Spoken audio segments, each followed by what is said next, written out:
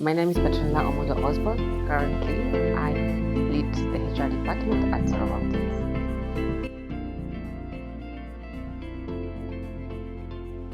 That's an interesting question. It started before I knew it was starting, because growing up, we grew up in Limuru, and we used to come to the city of Nairobi a lot to pick medicines from Camp Pharmacy with my dad at that time. Passing by Sarova Stanley was interesting. We used to see guests sitting at the restaurant, and we were like, Daddy, one day can that be us? And my dad laughed about it and said, yes, I can go and buy you a cup of tea over there. But then fast forward, one time my sister and I are living in town. My sister used to work for KCB at that time. So we're living in Nairobi, going back to Ngong, where I used to live. And we passed by Pan Africa Hotel. And my sister just asked a question, who works in these big buildings? Yeah. I looked at the building. The building was Sarova Pan Africa at that time. And I said, one day I will work here. Yeah. Interesting thing. I was calling for an internship. And that's how my journey started at Sarova Hotels. I applied for an internship role, and I was called by the then director of HR, and I came in, and that's how my journey started. The interview was interesting. I remember sitting in front of the director of HR, and he asked me questions like, why do you want to work in HR? And I told him, I love working with people. I was appointed to work at Pan Africa. I started my internship at Pan Africa Hotel, which I did for 3 months, and the stars were aligned for me very nicely, because after that I started off as a HR assistant, moved on to HR coordinator, worked with Mr. Mwangi again at some point as a senior HR coordinator. My stars still being aligned, got a new role at Sarova Stanley as the HR manager for the hotel, and I worked there for around 6 years, moved to Sarova, the head office, as a head of learning and development, and currently I am leading the HR team, the whole HR team, learning and development included. Yeah.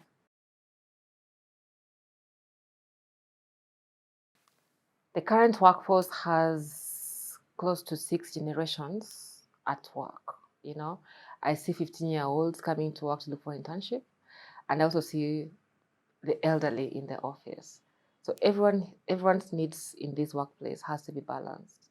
So future trends, as a person who's 60-year-old and the person who's 15-year-old, you need to balance. Yeah. There is diversity, equity, and inclusion. You have to make sure that everyone's needs are taken care of, and no one is feeling left out.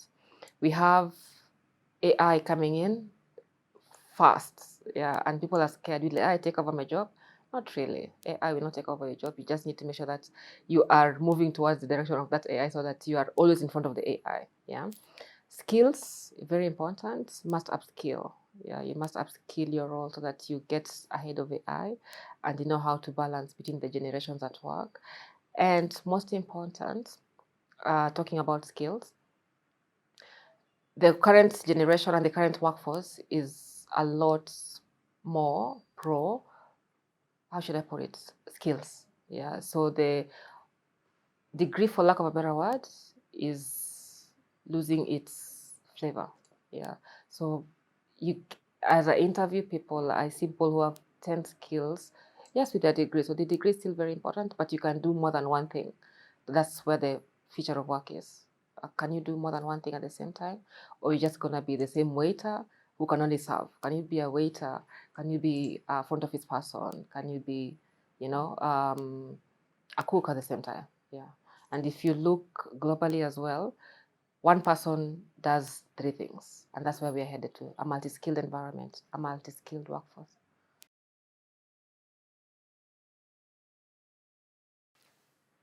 To that, I'd say employees come first. As Richard Branson says a lot of times, that take care of your employees, they take care of your customers. If the employee is happy, the customer is happy. And as we saw during the COVID period, the customer wasn't here, and all the employees were actually stressed because a lot of things had to get out of the way. There was no salary, there was nothing. So to create a happy and motivated employee, number one, create psychological safety where everyone is happy and everyone is motivated, i.e. no fear, because if you have fear, what happens? There's no creativity and there's no innovation. Number two, build trust with the staff that you work with. Very, very important. Whatever the level you are at, build trust with the employees that you work with. Number three, I'd also talk about training. It's very, very important. If you read a lot of articles, you learn that the one reason why employees would love to stay in a place is because of training and upskilling. As long as they see that they're moving to the next level, they'll be very happy to continue offering excellent services for your team. And number 4, I would also talk about our retention at Sarova hotels. We are very keen on making sure that our employees are retained at Sarova hotels. Yes, we do all the above, and I'm a good example of that. I've been here for the last 16 years. I've grown along the ranks. I've been trained along the ranks. I've learned a lot, and I'm just good testimony to having a motivated workforce, because I'm very happy at what I do. I'm very happy at the environment I work in right now. Another very important thing is mental wellness. Your health is your wealth, and let's just say wholesome wellness. Your mental wellness comes first. Your physical, social, spiritual wellness is very, very important to your productivity. If that's not there, then you won't be productive as you should be at work. So we take a lot of interest in ensuring that our staff's mental wellness is at par. We have employee assistance services. Anyone having problems can visit the facility for help and assistance. Globally, we have around 12% of women in leadership roles, which is really, really low, So I know the one thing out is in my balance scorecard is to raise more women in leadership, and that is by continuous trainings, continuous upskilling. And upskilling in this line is looking at areas where women are not doing very well and pushing them towards that direction. And if you have women in leadership, you know what they say, that women can do many things at the same time. Yeah, so they bring a balance to any table that they sit in. Women are very innovative and creative. So when a man will think in one direction, women will think in 5 directions at the same time, which is a nice thing to have in any sitting. Yeah. So the woman leader is set to thrive as we go into the next century.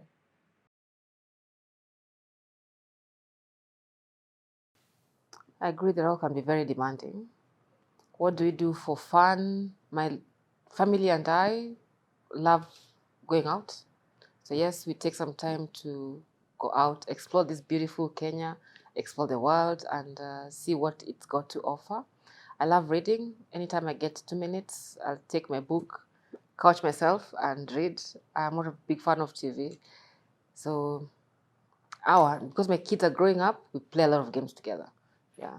And if not home, at work, I love us doing board games in the office. At least that's a thing we've done in the HR team nicely. Playing board games and just laughing it all out and having a good time in the office. As times are changing, we say skill set changes, the mindset is changing, and the workforce is changing. So you see the current workforce is really, really young, and these are the people who just want immediate gratification. For them, find what you love. Find what you love, look for it, find it, catch it. Before you find it, keep looking. Just look for what you love, find it, catch it, and then you'll not work a single day of your life, because Mondays and Fridays will not be any different. Mondays and Fridays will be the same, but the day you prefer Fridays to Mondays, you're not at the best place of work. The days you're having Mondays and Fridays are the same days, you're at the best place. So find that thing that will make you enjoy Friday as much as Monday, Monday as much as Friday.